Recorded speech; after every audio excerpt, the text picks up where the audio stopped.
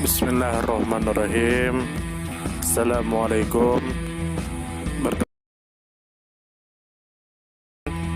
Semoga kita baik-baik saja dan semoga kita masuk surga. Amin. Hubungan kerjasama sekolah dan masyarakat itu, menurut Ngalim Purwanto, dapat digolongkan menjadi 3 jenis hubungan, yaitu L. Hubungan edukatif, 2. Hubungan kultural, dan 3. Hubungan institusional. A. Hubungan edukatif ialah hubungan kerjasama dalam hal mendidik murid, antara guru di sekolah dan orang tua di dalam keluarga. Adanya hubungan ini dimaksudkan agar tidak terjadi perbedaan prinsip atau bahkan pertentangan yang dapat mengakibatkan keraguan-raguan pendirian dan sikap pada diri anak murid.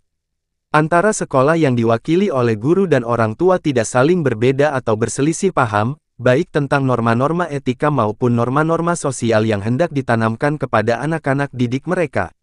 Juga kerjasama dalam berusaha memenuhi fasilitas-fasilitas yang diperlukan untuk belajar di sekolah maupun di rumah, dalam memecahkan masalah-masalah yang menyangkut kesulitan belajar maupun kenakalan anak-anak.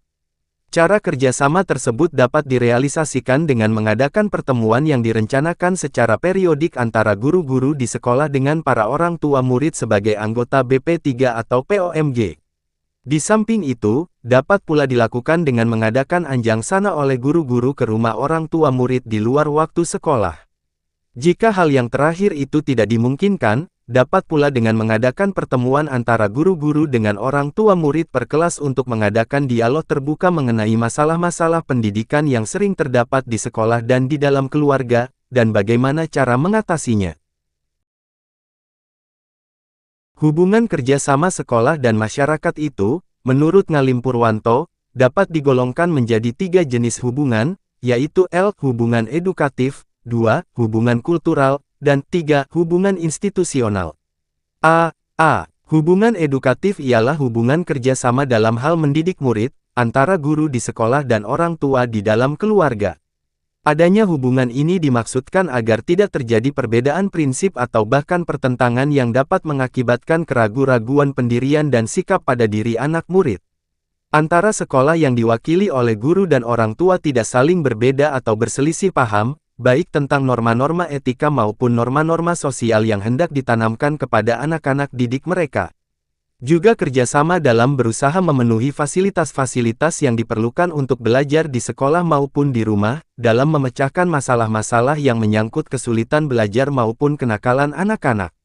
Cara kerjasama tersebut dapat direalisasikan dengan mengadakan pertemuan yang direncanakan secara periodik antara guru-guru di sekolah dengan para orang tua murid sebagai anggota BP3 atau POMG. Di samping itu, dapat pula dilakukan dengan mengadakan anjang sana oleh guru-guru ke rumah orang tua murid di luar waktu sekolah. Jika hal yang terakhir itu tidak dimungkinkan, dapat pula dengan mengadakan pertemuan antara guru-guru dengan orang tua murid per kelas untuk mengadakan dialog terbuka mengenai masalah-masalah pendidikan yang sering terdapat di sekolah dan di dalam keluarga, dan bagaimana cara mengatasinya. B. Yang dimaksud dengan hubungan kultural di sini ialah usaha kerjasama antara sekolah dan masyarakat yang memungkinkan adanya saling membina dan mengembangkan kebudayaan masyarakat tempat sekolah itu berada.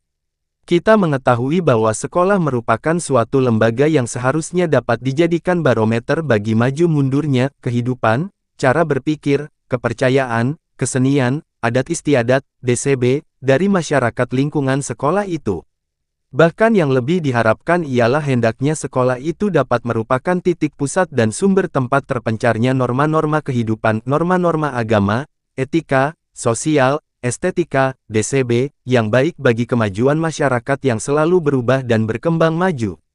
Jadi, bukanlah sebaliknya sekolah hanya mengintroduksikan apa yang hidup dan berkembang di masyarakat. Untuk itu diperlukan adanya hubungan kerjasama yang fungsional antara kehidupan di sekolah dan kehidupan dalam masyarakat. Kegiatan-kegiatan kurikulum sekolah disesuaikan dengan kebutuhan dan tuntutan perkembangan masyarakat. Demikian pula tentang pemilihan bahan pengajaran dan metode-metode mengajarnya. Oleh karena itu, tidak mustahil bahwa untuk menjelmakan hubungan kerjasama ini sekolah harus mengerahkan murid-muridnya untuk membantu kegiatan-kegiatan sosial yang diperlukan oleh masyarakat.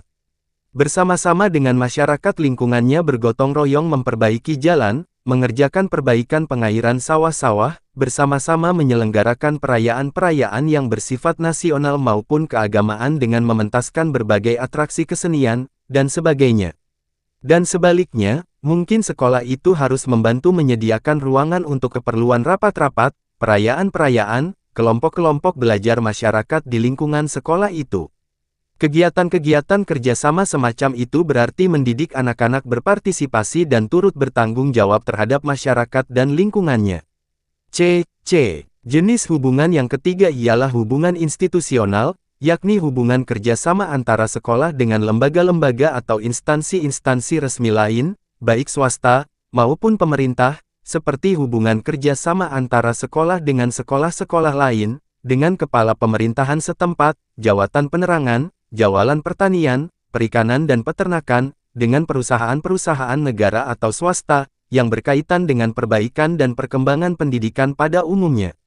Sekolah sebagai lembaga pendidikan yang mendidik anak-anak yang nantinya akan hidup sebagai anggota masyarakat yang terdiri atas bermacam-macam golongan, jabatan, status sosial, dan bermacam-macam pekerjaan, sangat memerlukan adanya hubungan kerjasama itu.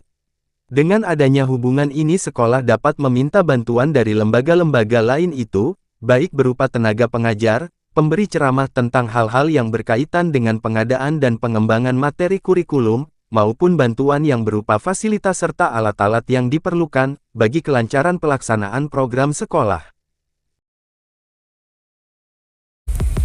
Terima kasih banyak. Mohon maaf jika ada salah. Semoga kita masuk surga. Semoga kita semua disehatkan badan, dilancarkan rezeki, dikabulkan segala hajat. Terima kasih banyak. Sampai bertemu di pertemuan selanjutnya. Salam damai.